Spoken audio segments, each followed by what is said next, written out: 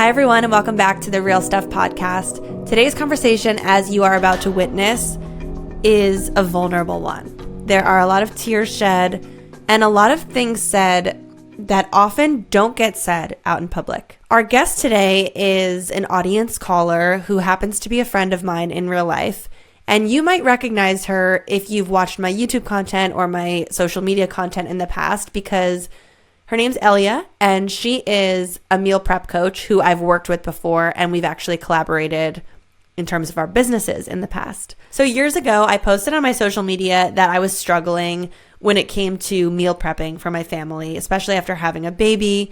I felt like every day, 5 p.m. or 5:30 was rolling around and we had nothing to eat. We were doing a ton of takeout, and I just sort of posted on my stories that I was struggling with this. And I guess a friend of Elia's followed me and thought that Elia would be a good person for me to work with who could help me solve this problem. So she sent my story to Elia, and the next thing I know, Elia has popped into my Instagram DMs with a couple of voice notes explaining what she does for her business. She's basically a meal prep coach, which is a profession I had never heard of. She started her own business and carved out this niche for herself. But basically, she comes into your home. She helps you organize, rearrange your kitchen. She could do this virtually or in person. Makes your kitchen just way more functional. She puts things in the right spots so that it's easy for you to be in the kitchen and to cook quickly. And then she helps you with recipes based on your tastes and preferences. And she helps figure out what you can easily prep for your family of multiple people and how to properly store everything. And it was life-changing for me. If you missed this video, it's on my YouTube channel. And when Elia applied for this podcast, first of all, I was so honored that she wanted to come on and be vulnerable about her current life.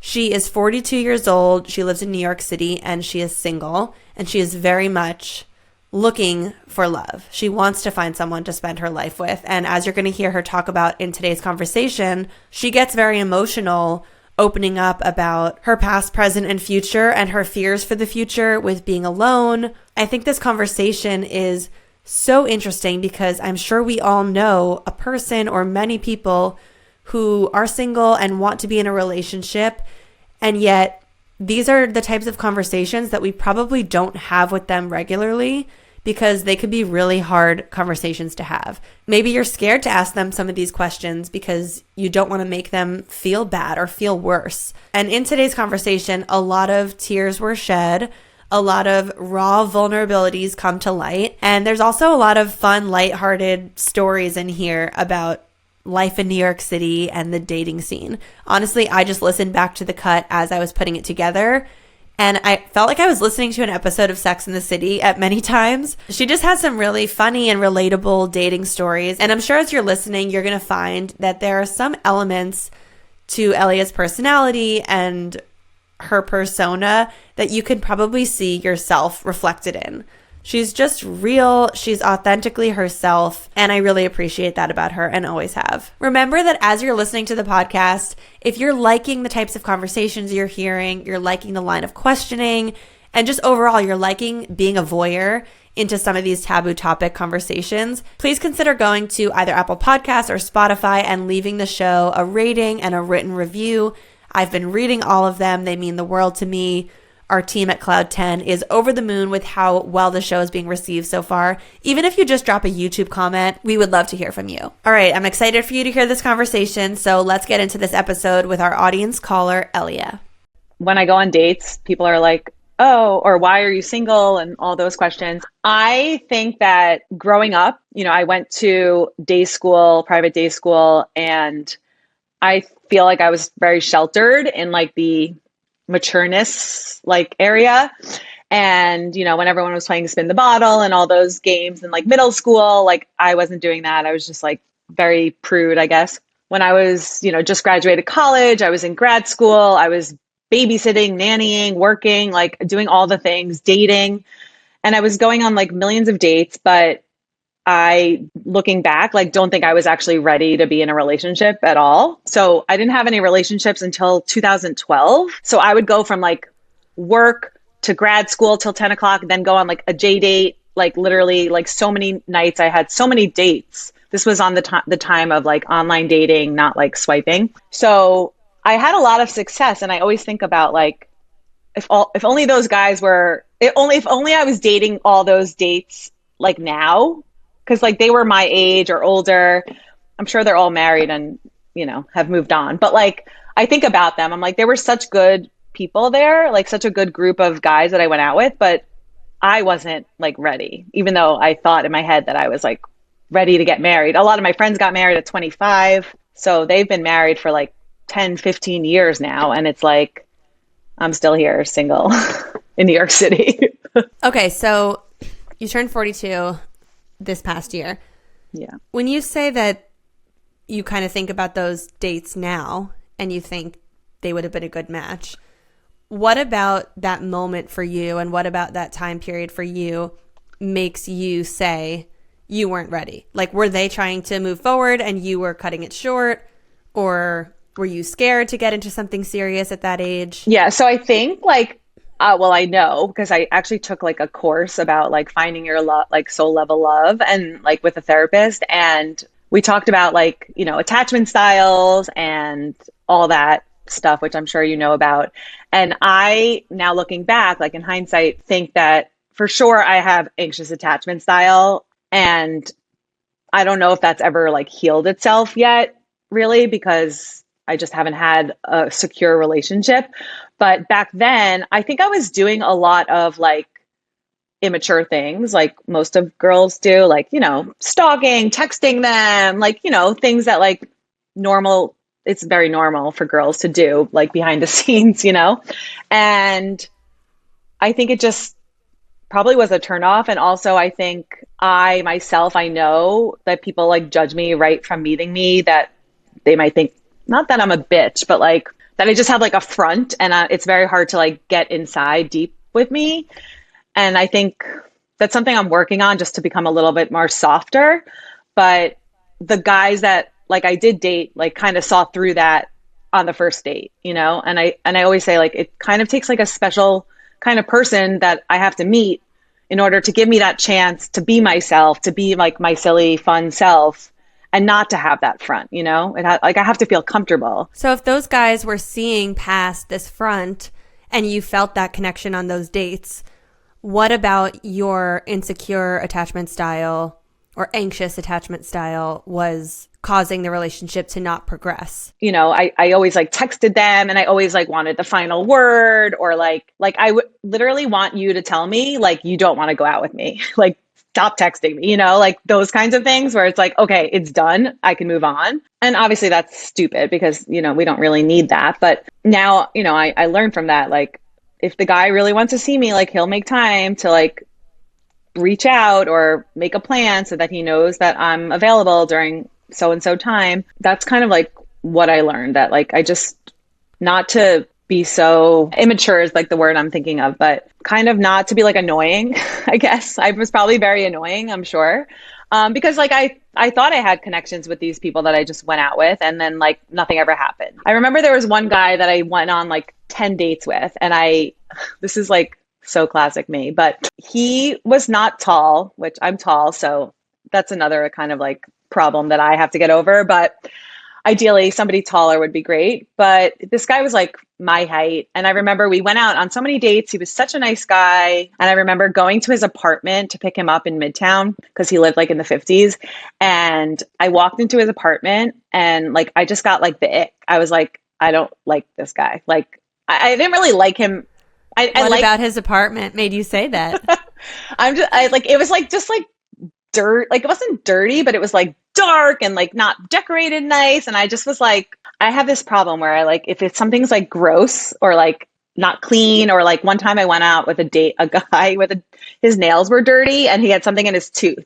Like the minute he sat down, and I was like, you didn't brush your teeth before we went on. Like, I just got so grossed out. I was like, you're not coming home with me. Ew, bye. Brush your teeth before you go out. Make sure your nails are clean. But yeah, like he was a good guy. And I should have given him more of a chance. Do you think there's any element of your attraction to a person that is inversely related to how available they are or how attracted they are to you? For example, if they're really into you and they're continuing to show up and make dates, something about that icks you out and makes you almost want to be with someone who's like harder to get? Honestly, I don't think so. I think like if I'm attracted to somebody and they're like flirting with me, doing all the good things and like asking me out and pursuing me, ideally, yeah, I want like my future guy to be super into me and do all the like court me and take me out and surprise me, buy me flower, all those things. Like I love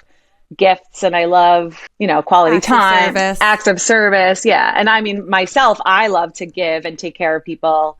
I mean, that's what I do in life. So like, that is my dream all I want to do is just take care of somebody. Like even when I had my last boyfriend, like I would make him like little snacks that he would take to work. And like, he'd like text me and be like, oh my God, I'm enjoying the pretzels and cheese. Like, thank you.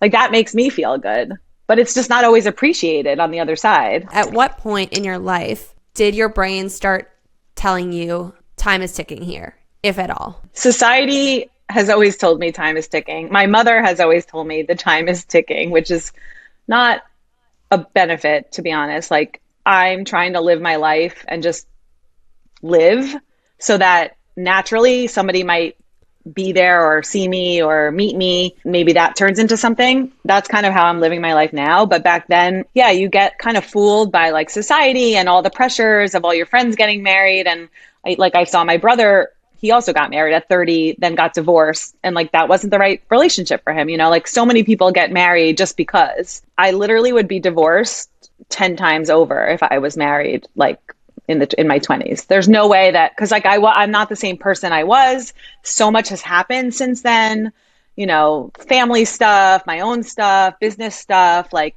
emotional. And I think also back then 20 years ago, I don't think like mental health was such a big thing as it is maybe now. Now I know like I want somebody who's emotionally intelligent, who's willing to go to therapy with me if things go on. Like I want to start a relationship in therapy, like I think that is like a great thing to have. That wasn't on my radar at all back then. We've all had embarrassing body odor moments, and some of the worst are when that odor isn't even coming from your armpits, but other body parts. Fortunately, Lumi's whole body deodorant is powered by mandelic acid to control odor in a new way, and it delivers this outrageous 72-hour odor control everywhere from your armpits to your feet, and yes, even your private parts. I'm talking about thigh folds, under boobs, butt cracks, you name it. In fact, it was actually patients' concerns about private part odor that originally inspired the OBGYN who invented Lumi. Fortunately, Lumi's whole body deodorant is powered by mandelic acid to control odor in a new way. I love that Lumi is more like a pre-odorant, so many other deodorants just mask smells, but the mandelic acid in Lumi stops odor before it even starts.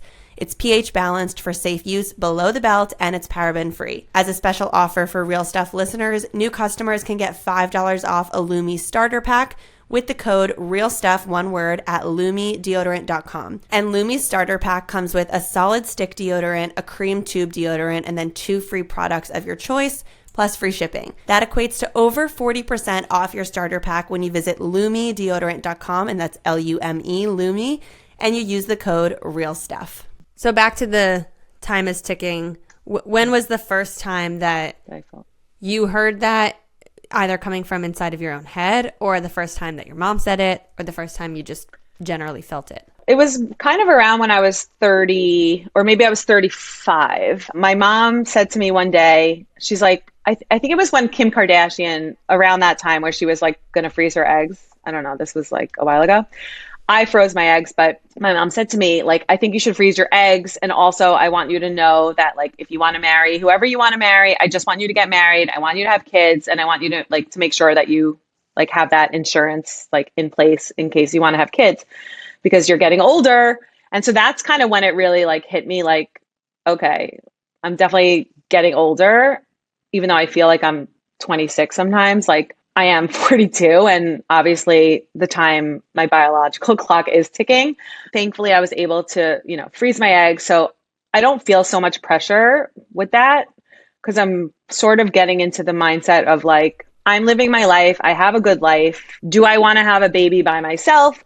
Do I want to just meet somebody just to have a baby? Like, what's going to be the best situation for me? And honestly, right now, like, I as much as I want a companion and, somebody to be with for the rest of my life, I don't want to have a baby alone. I love my apartment. I love being in my bed. I love sleeping late. Like I'll wake up at 8, but I'll go back to sleep till like 12. And like if I had a baby by myself, like I would think that my life would be pretty horrible, to be honest. Like as much as I want a baby and I love babies, I'm not ready to like get rid of that like selfishness for myself to have a baby alone, because I know what that means is that I'm going to have to move in with my parents. I'm going to have to stop working.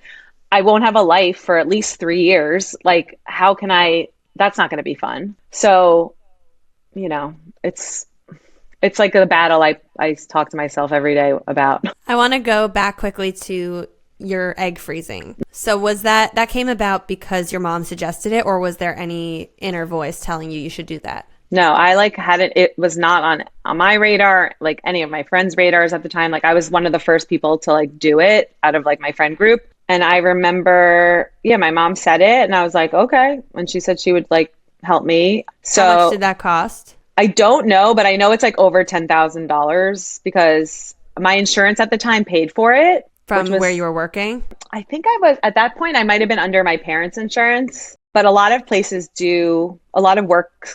do offer that, I know. And so it's like, I think 10 to 15,000. And then it's like, it can go from like 1,000 to like 500 every year just to store your eggs. Like mine is $650, I think, a year. And how many eggs? Do you know how many eggs you harvested? I harvested about... Is that the right word? I laid about 14 eggs, I think. But I don't know if they're like... So it's funny because now that we're 42, I have a few friends that have decided that they want to have babies on their own, and they didn't freeze their eggs when they were like 30 or 35. They froze them more recently, and they've gone through numerous rounds of egg freezing or egg retrievals. And a lot of them aren't viable. So because they do the genetic testing like now, whereas mine, I haven't been genetically tested yet because they just were taken and frozen. But yeah, so I don't know like if they're going to be viable. Also, they say like the longer they're in the freezer, the longer, the worse they get. I'm not going to know until I need to use them, and hopefully I won't need to use them. When you say hopefully you won't need to use them, you mean hopefully I can naturally have a baby. To conceive naturally. Yeah. Like I ask my gynecologist all the time, I'm like, are my thyroids okay? Are my levels okay? And she's like, if you get your period every 28 to whatever days, like you're fine. Your period's always been fine. So there's no reason that you shouldn't be able to have a baby, and it's true. Like, even though when I was on the pill and then I got off the pill, every single month I get my period, which is lucky. And I've never had any issues, and I don't have like autoimmune or anything like that. So there's no reason I shouldn't be able to get pregnant. But as you get older, you start like menopause symptoms and things like that, and your body gets all fucked up. Have you started any menopausal symptoms? Oh my God. Yeah. I like have the worst night sweats, dripping, freezing, wet. It's terrible.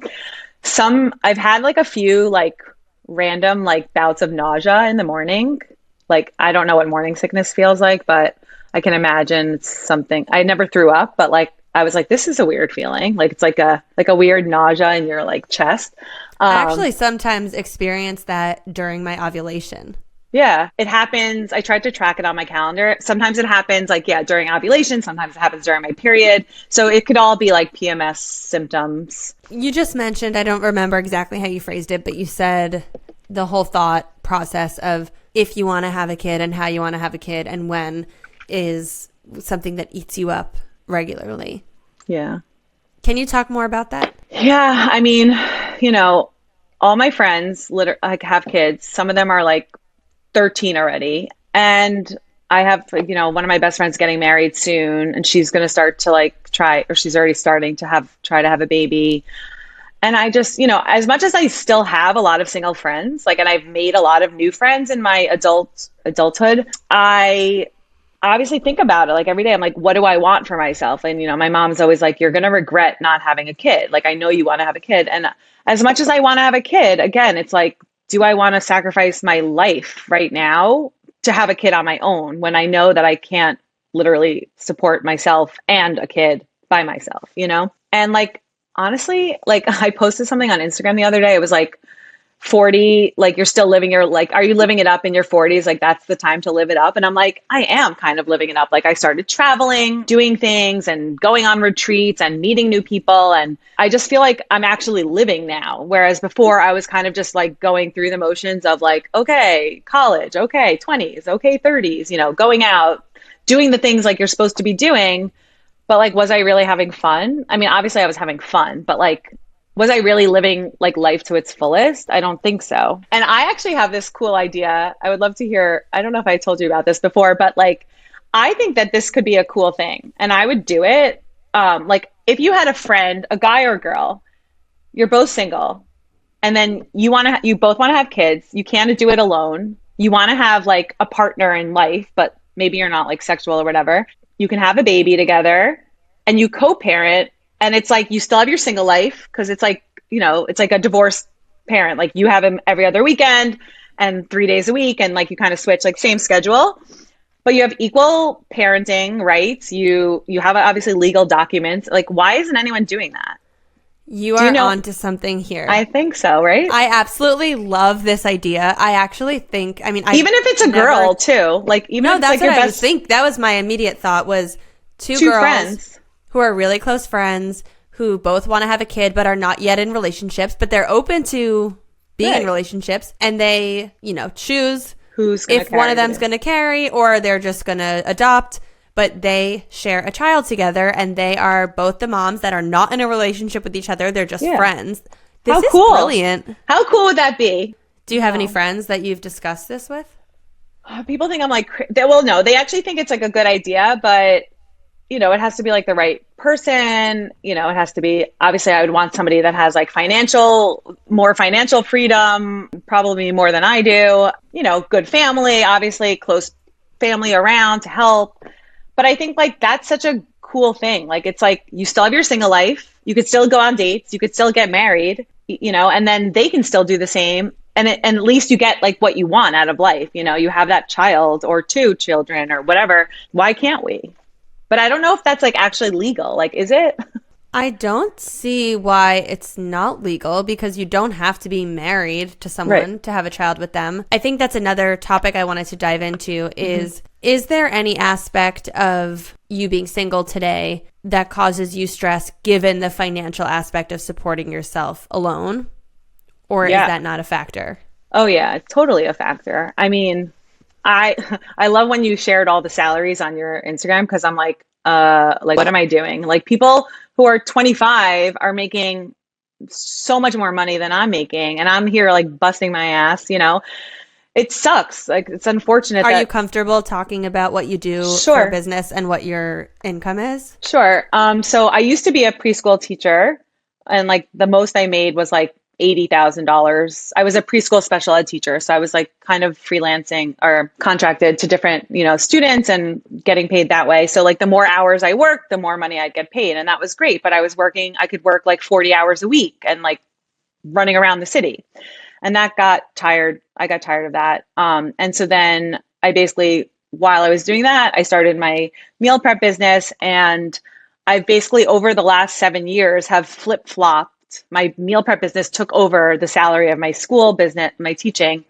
And now in the last 2 years, I've stopped teaching. So I was making the same money. And now I've made like more. Like this year, I made like $100,000, which is, to me, is a lot, but it's peanuts in the scheme of life, especially in New York. You know, I'm fortunate that, you know, my apartment is owned by my family. So I do pay rent, but I pay like half of what it's worth, which I honestly, I don't think I could afford to live here even. You know, I only have a studio, but like, again, if I had a kid, it just would be too much. Like, I just wouldn't be able to do it, you know, with all the expenses, and even just giving birth, I think is like so much money, right? My OB that I saw for Milo, she was a private practice in that she didn't take insurance. You can submit after the fact, and I think we got maybe 50% back. But when I came to her and told her I was pregnant, she gave me a sheet of paper that said, here's going to be the full cost of all of your appointments and the delivery. and there was a slight difference. It was like $1,200 more to have a boy versus a girl because of the circumcision. The total cost for the girl was like $16,000 and the total cost for the boy was $18 or something. It's ridiculous. I mean, even just like going to the hospital, like I got bit by a dog on another whatever. That was like $8,000. Like a freaking painkiller is $400. Like, are you kidding? You go to the hospital, they give you Tylenol and charge you $250. It's insane. Like last year I was paying like $900 and now I'm paying like $600 for insurance, but I pay by myself. And that's like, you know, another big expense that I have. So I'm really looking for somebody who can give me good insurance if anybody's out there. That's like a huge thing though, like insurance, like medical insurance. It's a huge expense. So with a kid, I don't even know how my insurance would handle that because they don't even take care of me. So like, how could they take care of a kid? If you're a parent, you know how stressful the daylight savings days can be. It seems like for the rest of the world, things are just operating like normal, but for parents of young kids on sleep schedules, everything goes awry. This year, our spring forward is going to be made a little bit easier because we have a Hatch in our son's room. The Hatch Restore helps you build sleep habits that make your unwind routine and your wake routine simple and enjoyable. We have our son's Hatch programmed on a timer, so when it's after 7 a.m., his sunrise light goes on, and he knows that after that he can call us in. If he wakes up before that light goes on, he knows to go back to sleep or at least to play quietly in his crib until the light turns on. This device has completely changed our mornings. It's helped us eliminate those super early morning wake ups. And now that we're springing forward, I know that after just a few days of using the Hatch regularly, our son's routine will be back on track. Right now, Hatch is offering my listeners $20 off their purchase of the Hatch Restore and free shipping at hatch.co/realstuff. Visit hatch.co/realstuff to get $20 off and free shipping. That's hatch.co/realstuff. Today, at this moment in time, how aggressively are you actually dating right now? How many dates a week are you going on, if any? 0. Like I'm on 2 apps. I'm on Hinge. I'm on Bumble. I think that there is a problem in society where nobody knows anybody. Like literally nobody knows. Every time I ask every single person I meet, hey, do you know anyone single? No, I don't know anyone. Or they know one person that they don't want to set up with anyone because he's like the guy that nobody wants to get married to, which I say, well, you never know. Like maybe I'm the one that's going to change him, you know, or maybe he's going to fall in love with me, whatever. But I think that like my age bracket of men that are looking for people in my age bracket are like gross, put it that way. Like most of them are like 50 and above and like they've never been married, which is fine. I've never been married or engaged, but they're just like, they have nothing to offer. They're just like, or they're like gross and sleazy and just want like a young girl and they don't even want me. They want somebody younger. I feel like my age bracket is wrong. And sometimes I'm like, should I like lie on my thing and say that I'm 30 or 35 and see like what happens? But I don't want to start out on like a lie. And I don't appreciate when guys do that. So I don't really match with anyone, which like you would think is impossible,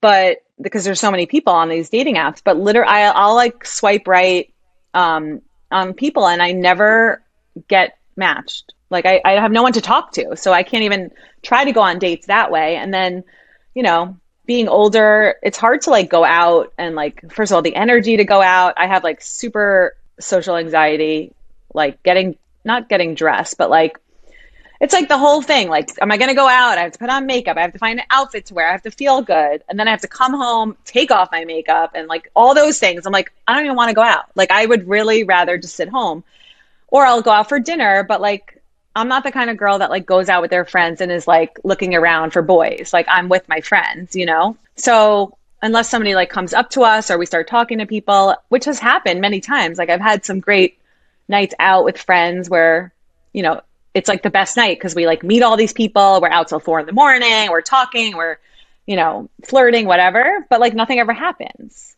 I've even stopped people on the street and been like, are you single?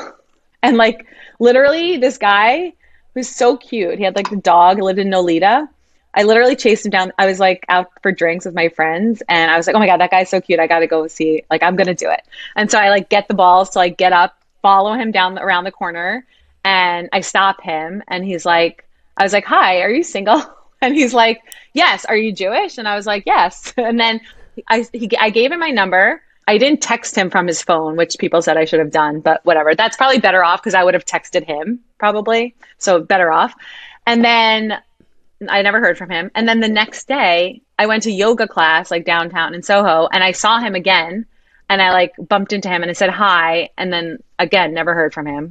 So I was like, I don't understand. Like I'm trying, but it's really hard. It's really frustrating. I can imagine. Do these encounters, both the in-person ones where you're really putting yourself out there and also the fact that you're swiping and not getting matches on these apps, has this been having a major effect on your emotional state and your self-confidence in your personal life? So I think like, a few years ago, yes, like I was very frustrated, burnt out from dating apps. And then I stopped dating apps. I like deleted everything, like removed my like, what's the word? Like inclination to just keep on touching it and like opening the app, like the addiction, I guess you could say, because it wasn't giving me anything, like nothing was happening there. So like, why do I even need it? So I took a little break. I took this class that I signed up for with this therapist. And that kind of really just helped me understand like, where I came from, how society is different from like when my parents were getting married, especially culturally too. They like met their people like out in the backyard playing on the street or like at a club, when they were like 18 and they just got married because they needed to, because they wanted to get out of their house. So that's not the case now. Like people are living alone longer and longer and, succeeding in life without getting married, without having children, things like that. And as much as it's a kind of a priority, it's almost like not. I kind of want it to just happen now, like naturally. And like, I feel like if I'm doing things that I enjoy and like going traveling, meeting new people, putting myself in different like scenarios or going on trips with random new people, somebody somewhere will meet me or see me or know me to like introduce me to somebody, or somebody will come up to me at a bar, hopefully, and like I'll do that. Like I'll go to the bar earlier than my friends and like sit at the bar because I like to do those things. Like I'll go to like a bar by myself with my computer, have a beer or have a martini or whatever. And like, I'll talk to the bartender, but then you like talk to the people around you that are alone. I love talking to people and meeting people. It's just like the dating part. Like, I feel like if I remove the dating out of it, it just helps me feel a little bit more like at ease with it. And I've made so many friends that are single that like, I don't feel like I'm alone in this non-dating world. But yeah, like, am I scared that I might not ever meet somebody? Of course. Like it's scary. Like I don't want to be alone forever. But like I can't create him, My parents always say like, when is he going to be born? I'm like, I have no idea. But then I also like think like timing is everything. And somebody once told me, you never know like where your guy is right now. He might be fighting with his wife and like getting a divorce next week, like you just don't know. And I know that I'm going to be like a great wife, a great girlfriend, a great mother, because I have all those qualities. It's just a matter of who's going to be the lucky person to have me. And lucky they will be, honestly. Yeah. If anyone doesn't know Ellie yet. And you're not lying when you say that you are incredibly social. I mean, I've been to multiple meals with you where we sit out at the restaurant and you are already friends with the waiter because you sat at the bar for 30 minutes before I arrived. Yeah. I know you do this. So there's no shortage of putting yourself out there. It's one thing to really have the positive outlook, which it sounds like you have. And I mean, at the end of the day, you're still a young human. So it's not imminent. You're not 75. So I understand your positive outlook on it, but I'm trying to gauge if inside you're having anguish. It hurts. Yeah, it definitely hurts. And it hurts like to see other people be so happy. And of course, you never know what's going on like behind the scenes of anyone's relationship, but it definitely hurts. And I feel like I have so much to give and like not many people get to see that side of me. So, and sometimes I wish like I could just fake having fun on a date, like people are always like, you just have to fake it until you make it and be confident. And honestly, the minute I walk into a date and it's like a guy that's just like not my guy, I'm like, I don't want to be here. Like, why do I want to sit with you? You know, it's like, and I can't fake it. I don't know if anyone else has this problem, but like, I can't fake having fun. I can't fake like talking to someone who's not interesting, or, you know, or sometimes they'll like, I'll ask all the questions and they just don't even care about anything, or they'll be really intrigued by me and what I do and like how I started the business and all this stuff. But then I'm just like not into them, you know? Do you think, and I'm not passing a judgment about me feeling this way. Obviously, I'm not on these dates with you, but hearing you say that there are some dates where you go and you walk in and that guy's not my guy. Is there any element of your side of the equation here where you feel like you might not be giving people enough of a chance and that you're judging them way too fast and potentially that's contributing? Absolutely. I'm so guilty of that.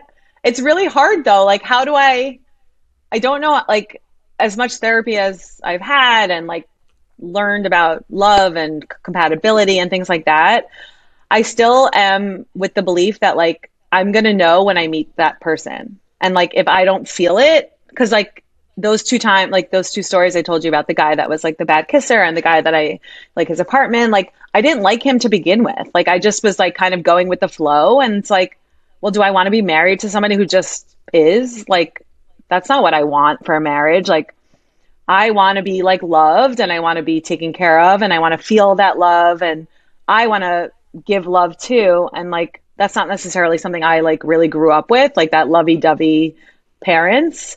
And like, I want that for myself. So I'm not going to just settle for like somebody. And yeah, I do judge people, but it's hard not to judge people. Like attraction is a big thing. And I think like I have this theory that I made up that like, you know, when you meet somebody like at a bar and like they're sitting down on the bar, you know, and you're just talking, you're shooting the shit, you're having a great time. That's attraction, right? Like you're like, wow, this guy's so cool. Like, let's hang out, whatever. And then he like stands up and he's like super short, right? For instance, am I going to be like, ew, no, I don't want to go out with you because you're short?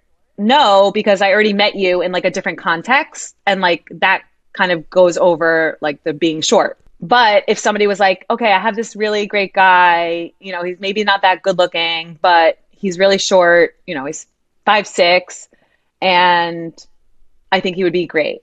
I'd probably be like, no, thank you. But most of the time, like, I feel like I'm swiping and I'm just like saying yes because I'm trying to give people a chance. But then even if I do match with them, I'm like, I don't really want to go out with you. Like, I have zero desire. I mean, I guess you met Michael so long ago, but I just feel like, you know, like the two guys that I went out dated, I like knew that something was like, I felt something. I have to disagree. I have to disagree because, and listen, I'm not saying it doesn't happen where plenty of people out there are going to tell you the moment I saw them, I knew. And actually, I think Michael would tell you the moment he saw me, he knew. But I know your story. Yeah. I did not know. And not only did I not know, I was actually unattracted to him. I was turned off. I did not find him physically attractive when we met. And listen, not saying I'm a saint. I didn't go on 15 dates with him until I was attracted to him. We were actually young enough that we were just in school together. So we just became friends. And it was after years of being his close friend and learning who he was to his core that I became attracted to him as a person. I bet you if you take a survey of married women in their 30s or 40s, a decent amount of them will tell you, when I first met my partner, it wasn't initially love at first sight. It took some time. And in your case, obviously, if there's a man that you are seeing regularly, you can obviously see how that progresses, like a friend that you're regularly catching up with. But in the sense of these dates, I wonder if there is and listen, it's exhausting. I have never been in the dating world. I can't even tell you that I get it. I've seen my sister, I've seen friends be on dating apps for years, and I can gauge how exhausting it is to be in the thick of it. But from an outside perspective, it's almost like I want to encourage you to have very few of those instances where you go out and it's just an immediate close down of yourself because there's something about them, whether it's physical or metaphysical that you just can't pinpoint, but they're not your guy because you really don't know. I know. But then I think back and I'm like, well, I tried to give these people a chance and like, I don't know. And then sometimes I'm like, almost like embarrassed. It's like a weird feeling that I have where I'm like embarrassed of like not being the real me, but like fully opening up maybe. I don't know. Like Why?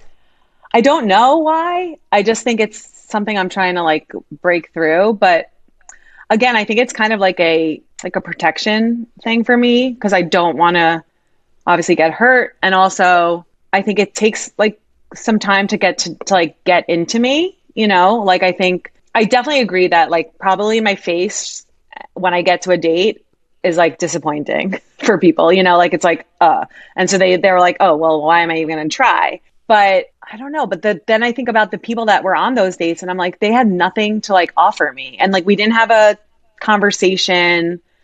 We didn't like, it wasn't fun. Like there was nothing fun about it. I didn't smile or laugh, or they like tried too hard to like make these dumb jokes. And I'm like, that's not funny. That's like an ick to me too. I'm like, please stop. I don't know. I mean, maybe it's not love at first sight, but I think there has to be like something there, whether it's humor, attraction, confidence, like, and obviously as you get to know them, you get more comfortable and you see more. So it's more attractive, but like, it's so few and far between for me that I just don't know where I'm going to find this person. I don't know. Maybe recognizing that a man on a date who's doing something that's icking you, like for example, cracking jokes every 2 minutes that you don't find funny, maybe there's something going on in their own head that's making them extremely nervous to be on the date. Yeah. And they're also feeling some pressure about, I need to find someone. I know. And that's why I don't like going on dates. I'd rather literally talk to strangers at a bar and feel like it's not a date and then hope for the best or hope somebody gets my number or you know, or I just make a new friend and they know somebody. And that's kind of like where I'm putting my energy lately more so. I mean, I still check the apps every day, but again, nothing's really going on there. And there's just so many people on there that it's like hard to filter through. So like I got lucky on Tinder. I wouldn't go back on Tinder now. There's just way too many people there. And it's a lot of people just looking, you know, to hook up or whatever. And that's another thing. Guys like are so like, sometimes they're like, well, are you a good kisser? And it's like, are you 20? Like I can't talk to you, you know, or they'll be really forward and like call me right away. And like, okay, so like, I'll talk to you, fine. And then they get like weird and they talk about like weird stuff that you shouldn't be talking about on like a phone call. And then they never even ask you out, you know? So it's like, again, I'm like put in that position where I'm like, okay, do you want to go out? Because I don't want to like sit here and talk to you. I'm very impatient, which is definitely something I'm working on. But if I like somebody, I want to go out with you again. Like, I don't want to wait a whole week. I want you to like make a plan and do it. Going back to when you were talking about seeing other people get married, does anything physical happen in your body when you hear about a friend of yours getting engaged? I mean, unfortunately, yes. Like I don't know if it's jealousy or envious. Like I know jealousy and envy are like two different things, but I think they both can kind of work here. Like, of course I want that too. And then like, sometimes I think, you know, like friends that have dated guys, I'm like, oh, I could date that guy. Like, why doesn't that guy like match with me? And again, it's like it's an algorithm game too. So that's a whole other problem. But, you know, I like think to myself, like, well, why does he like her? And why would somebody like him like her? Or, you know, all those thoughts, of course, come into my head. And it's really hard. Like, I get jealous. Like, I want that too. I want a guy to like pick me up in an Uber and take me out to a fancy dinner, or, you know, I want a guy to buy me flowers or take me for my birthday going shopping, or even a Valentine. Like, I've never even had a Valentine, you know, that's really sad. But yeah, I definitely get jealous. And like, but then at the end of the day, I think to myself, like, well, do I even like, you know, now knowing all my friends' husbands, like, could I marry them? Like, no, they're not for me. They're for them, you know? Some of them, like, I definitely don't want to be married to. But it took a while. Like, in my 20s, yeah, there was a lot of, like, competition and, like, well, who are you seeing these days? Or who are you dating? Any dates? Like, and it's, like, annoying, you know? It's like, stop asking me. because there's nothing going on. But I think that's like a natural thing for women to just be, it's not catty. I mean, but it is a little bit. And it's also like just that jealousy of like you wanting what the other person has or what you don't have. Well, I think it's a natural thing. I would call it being comparative. Yeah. And I mean, I think that carries forward in so many elements of our lives, not just relationships, but weighing your career versus someone else's, or, oh, they already bought a house, or just being at different stages. So I can understand that. And I also can understand how, at least the way your head is thinking about it, it doesn't really have to do with you feeling like you should be with, or you could be with the men that your friends happen to be with. It's more so about being comparative about the place in life that they're at, especially when you as their friend maybe know all that you know about them, and you maybe have your own judgments of them as people. So then you build up in your head, you know, this friend of mine has all of these, quote, flaws, but she found someone. Right. So it's kind of hopeful too. I guess you look at it on the bright side. I try. But like, yeah, I mean, and it takes time. Like, again, I have a friend who's getting married in April. Like, she just met her guy and he's younger, and I'm open to younger. I mean, I was just on a trip and like all these young guys were like, "What? You're awesome. How are you single?" Like, and I'm like, "I don't know. Do you want to date me?" And they're like, they like want to date me. I'm like, "But you're 19. Like, that's not going to happen." Do you think that you will be happy if you get to the end of your life and you don't find someone and you don't have any children? I think I would be very sad.